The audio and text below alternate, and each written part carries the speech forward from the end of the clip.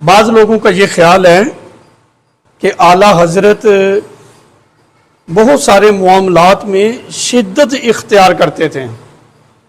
ان کی خدمت میں یہ گزارش ہے کہ یا تو انہوں نے اعلیٰ حضرت کو صحیح طرح پڑھا نہیں ہے یا پھر وہ متعصب لوگ ہیں، تعصب کی بنیاد پر وہ اس طرح کی بات کر رہے ہیں، وگرنہ سیدی اعلیٰ حضرت میں مولانا امام احمد رضا خان رحمۃ اللہ علیہ میں اس طرح کی کوئی بات نہیں کہ انہوں نے شدت اختیار کی ہو، شدت پسند یہ چیز نہیں ہے۔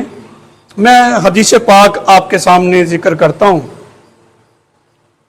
کریم آقا علیہ الصلوۃ والسلام سے پوچھا گیا، ایک صحابی نے سوال کیا، کیا مسلمان جو ہے وہ بخیل ہو سکتا ہے؟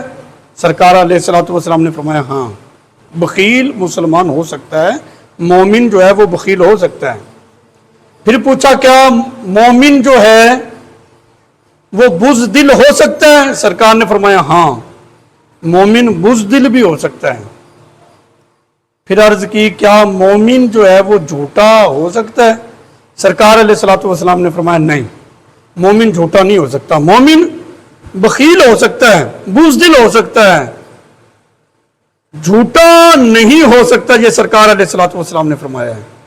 یعنی حق بات کہنا یہ مومن کی وصف ہے، صفت مدح ہے یہ مومن کی حق بات کہنا۔